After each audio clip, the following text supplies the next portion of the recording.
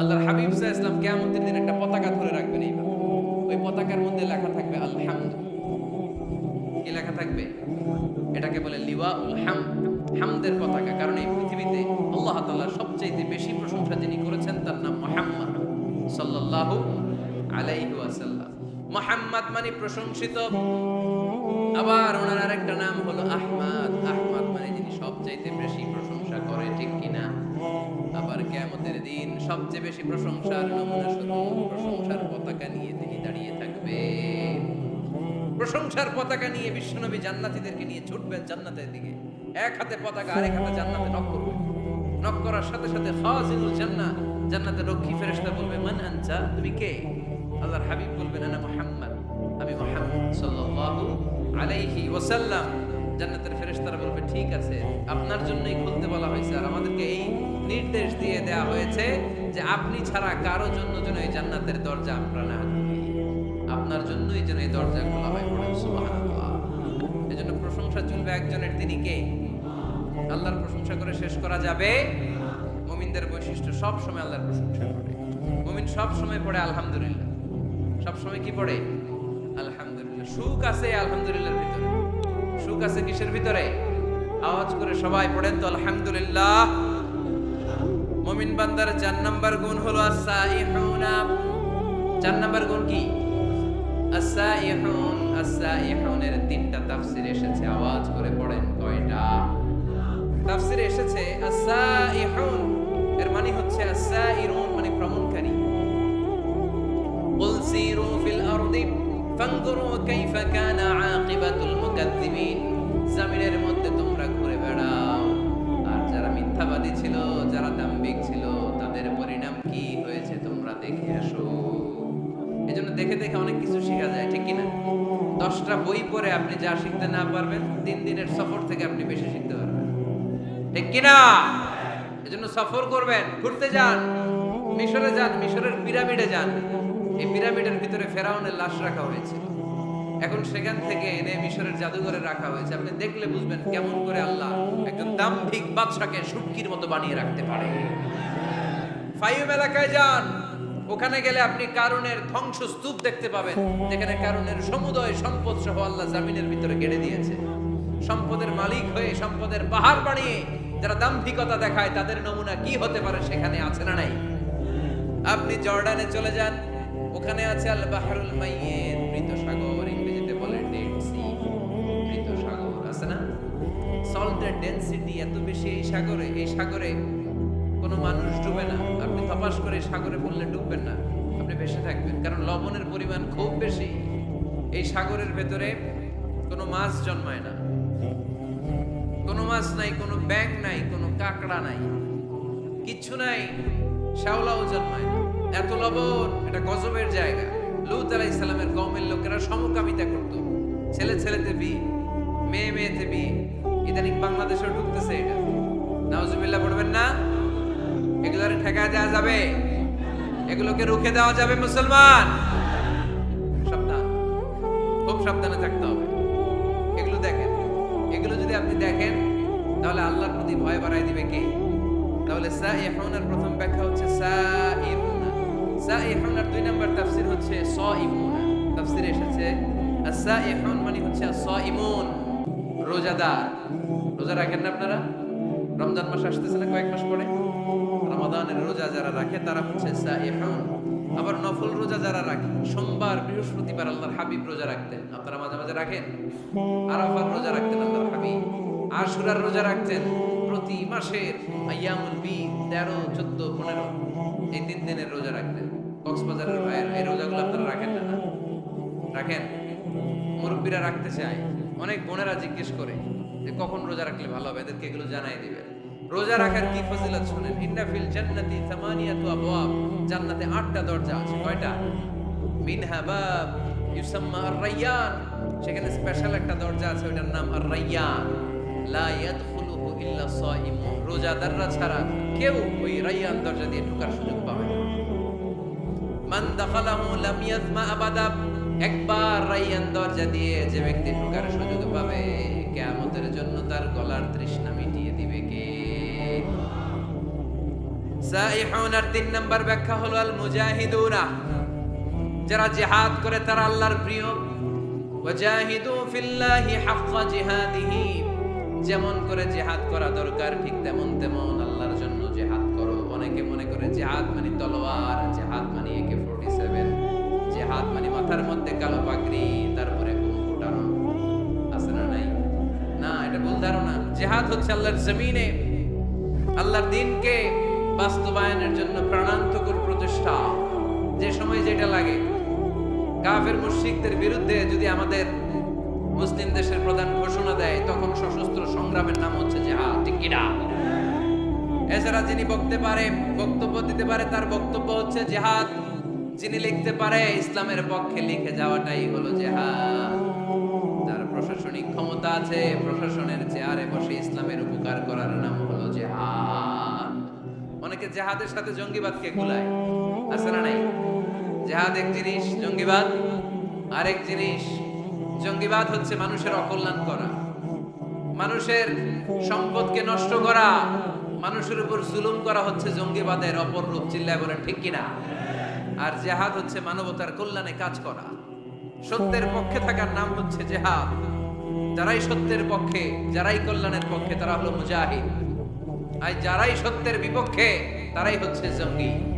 আল্লাহর হাবিব সাল্লাল্লাহু আলাইহি ওয়াসাল্লাম ছিলেন মুজাহিদ, আর জঙ্গি ছিল আবু জাহেল, ঠিক কিনা? সাইয়েদনা ইব্রাহিম খলিল ছিলেন মুজাহিদ, নমরুদ ছিল জঙ্গি। মুসা আলাইহিস সালাম ছিলেন মুজাহিদ, তাহলে জঙ্গি ছিল কে?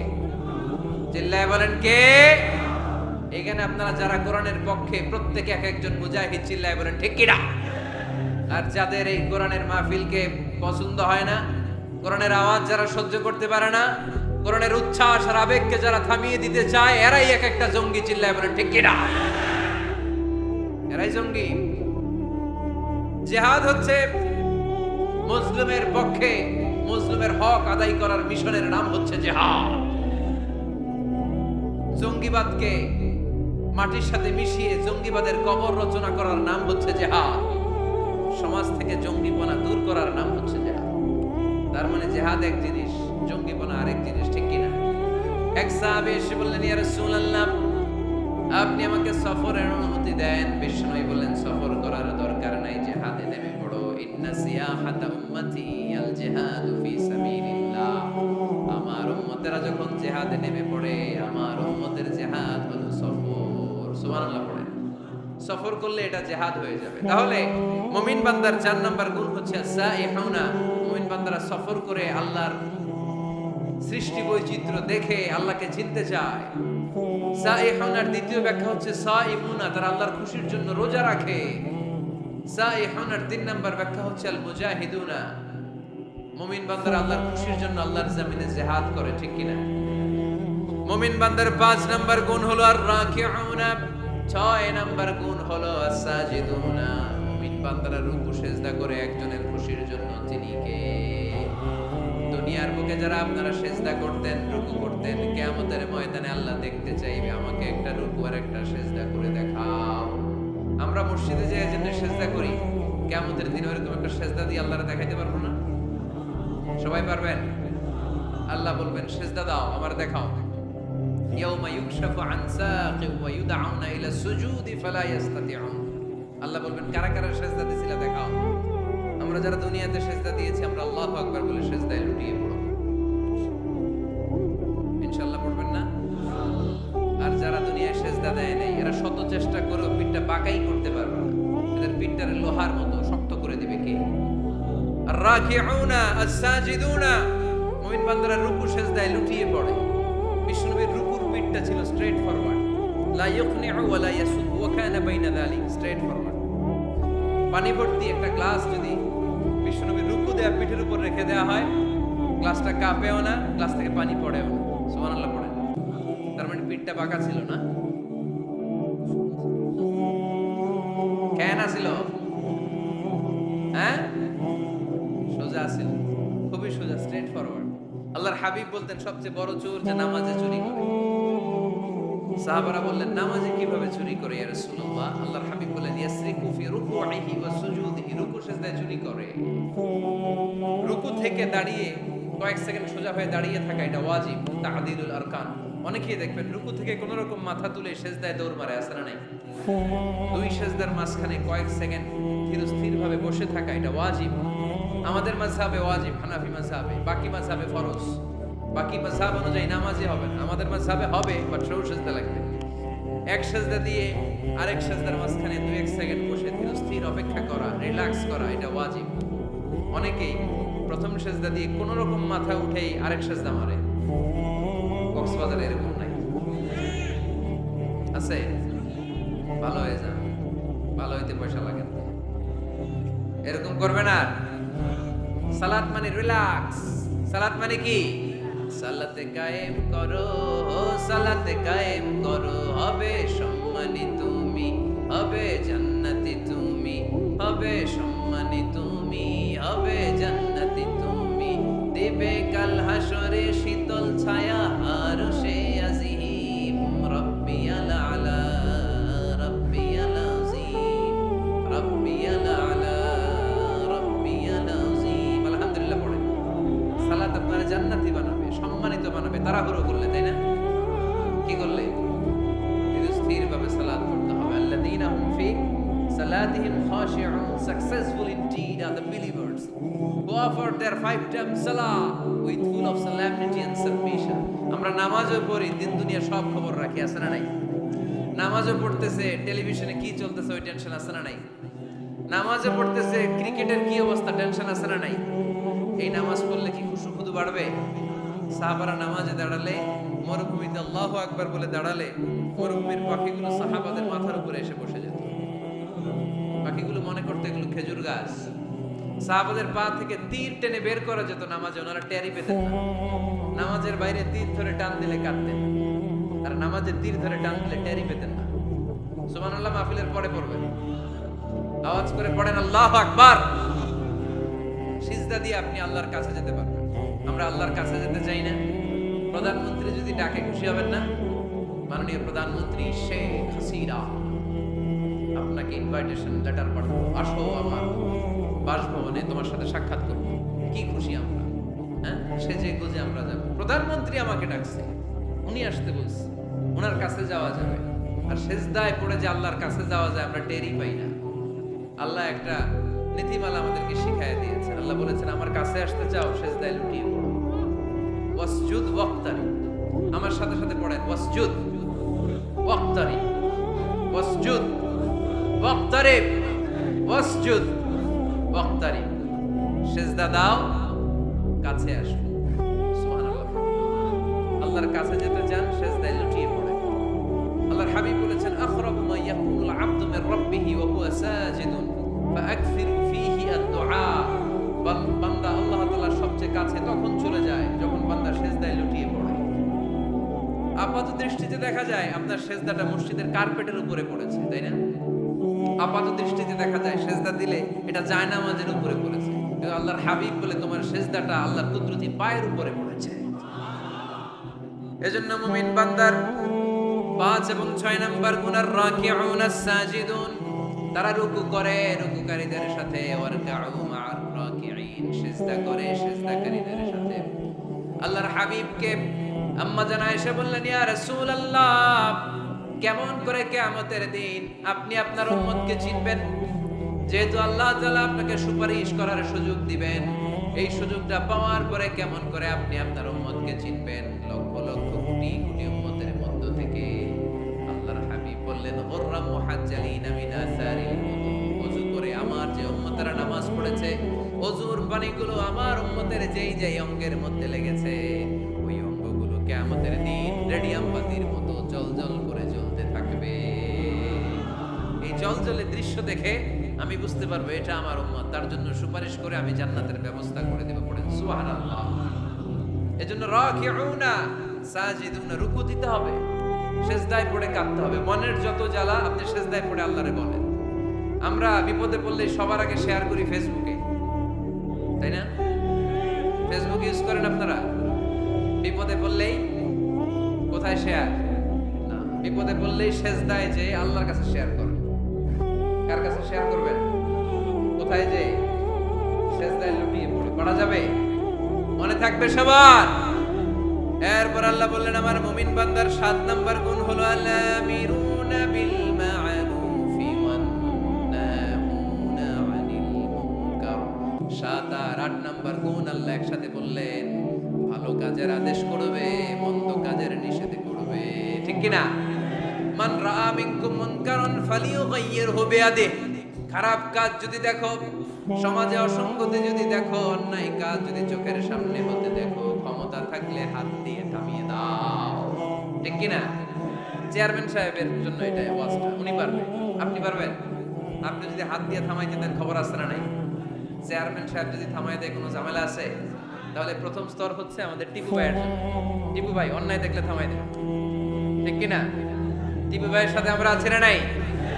অন্যায়কে রুখে দেন, জঙ্গিবাদকে রুখে দেন, টেন্ডারবাজি রুখে দেন, চাঁদাবাজি রুখে দেন, ক্যাসিনোর ব্যবসাকে রুখে দেন।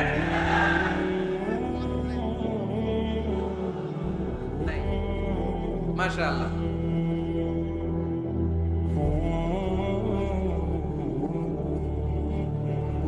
যুবকদের গায়ে অনেক শক্তি, অনেক উচ্ছ্বাস। যুবকরা চাইলেই টেন্ডারবাজি বন্ধ করে দিতে পারে, যুবকরা চাইলেই চাঁদাবাজিটা বন্ধ করে দিতে পারে, এরা চাইলেই সমাজটারে যৌতুক মুক্ত করতে পারে, এরা চাইলেই সমাজটারে সুন্দর করতে পারে, যুবকরা চাইলেই ইফটিজিং থামায় দিতে পারে। যুবকদের গায়ে এত শক্তি, স্রোতের বিপরীতে তারা দাঁড়িয়ে থাকতে পারে। এজন্য প্রাণের এই উচ্ছ্বাস, যুবকদের রক্ত গরম, এই শক্তি, এই সম্ভাবনা ইসলামের পক্ষে কাজে লাগানোর দরকার আছে না নাই? এজন্য আল্লাহ বললেন আলামিরুনা বিল মা'রুফ, ভালো কাজের আদেশ করো।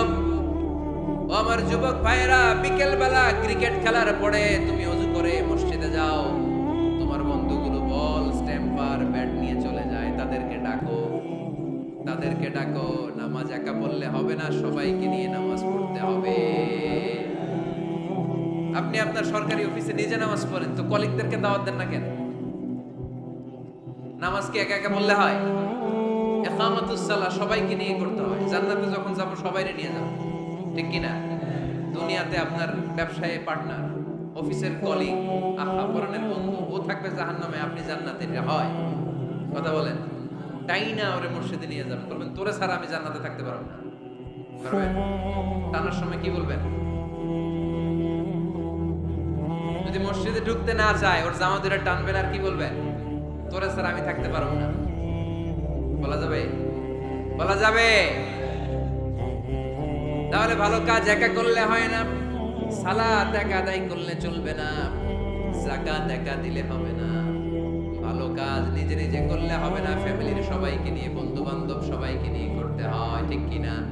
তোমরা ভালো কাজের আদেশ করো, মন্দ কাজের নিষেধ করো। তা'মুরুনা বিল মা'রুফি ওয়া তানহাউনা আনিল মুনকার।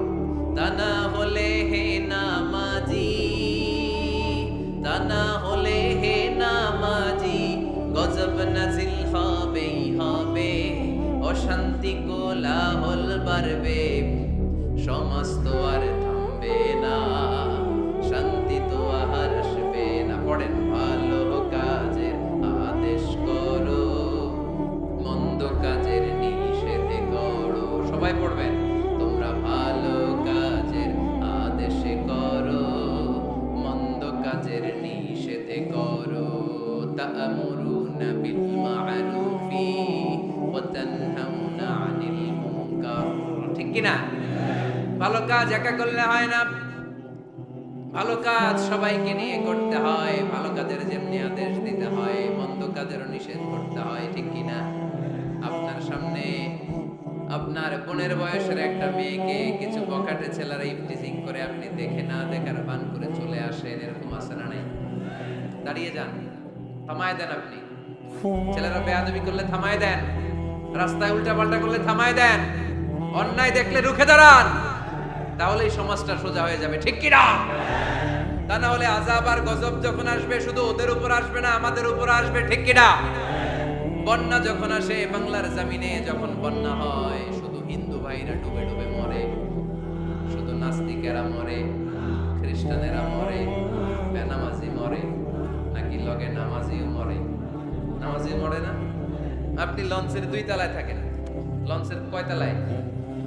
নিচ তলার এক লোক হাতুড়ি নিয়ে লঞ্চের তলা ফুটা করতে আরম্ভ করছে।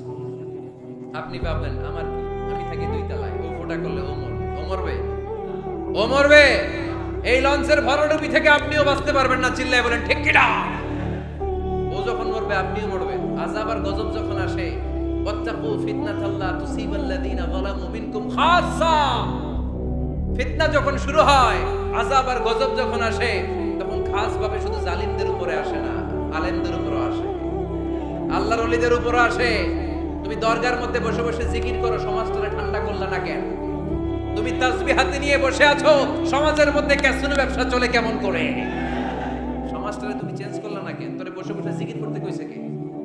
তোরে তাসবিহ নিয়ে খেয়ে খেয়ে পেটটারে বড় করতে বলেছে কে? তুমি একা জান্নাতে যাবা, আযাব আর গজব তোমারও ছাড়বে না, চিল্লায় বলেন ঠিক কি না?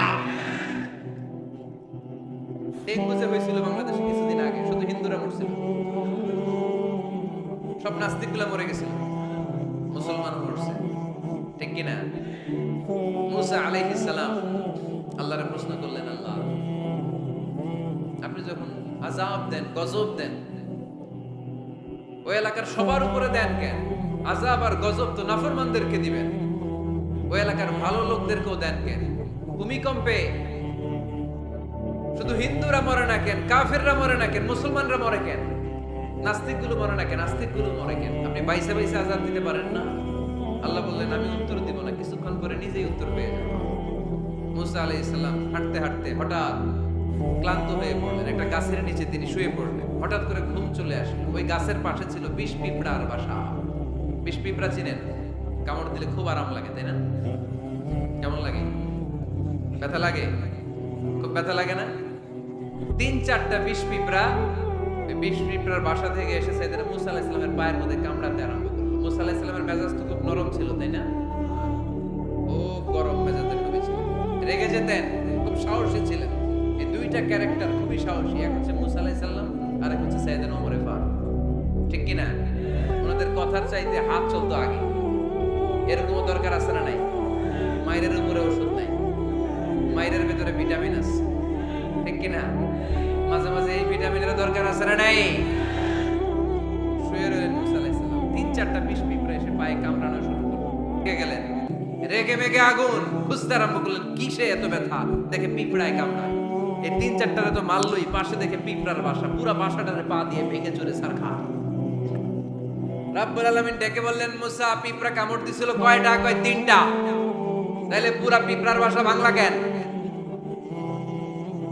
কামড় দিয়েছে 3-4টা পিঁপড়া, পুরো পিঁপড়ার বাসাগুলোরে ডলে ডলে পিষে শেষ করলা কেন? আল্লাহ ডেকে বললেন, মুসা আযাব আর গজব যখন আমি পাঠাই, আমি বাছায় 5 বিচার করে পাঠাতে পারি না। আযাব পাঠালে জালেমরা যেমনি মরে, আলেমরাও মরে। এজন্য আপনি আলেম হয়ে বসে থাকলে, খানকার ভিতরে বসে থাকলে দেশ চলবে না। খানকার ভিতরে বসে থাকলে গোটা বিশ্ব যদি শয়তানের রাজ্য চলে, আপনি মুক্তি পাবেন না। গোটা বিশ্বটা ঠিক করার জন্য আল্লাহ আপনারে পাঠাইছে। এত মানুষের দরকার নাই, সংস্কারবাদী একজন পারে বাংলাদেশকে সংস্কার করে দিতে, ঠিক কিনা? যুগ জামানা পাল্টে দিতে চাই না অনেকজন, এক মানুষই আনতে পারে জাতির জাগরণ। এক মানুষই বিপদকালে বাঁচায় কাফেলায়, ক্ষুদ্র ডিঙ্গি বাঁচায় জাহাজ অসীম দরিয়ায়। এজন্য একা একা মুসল্লি সাইজেন না, সমাজটারে মুসল্লি বানাইতে হবে। একা একা সালাত পড়েন না, আশেপাশে সবাইরে নিয়ে মসজিদে ঢুকতে হবে। আওয়াজ তুলে বলেন ঠিক কিনা?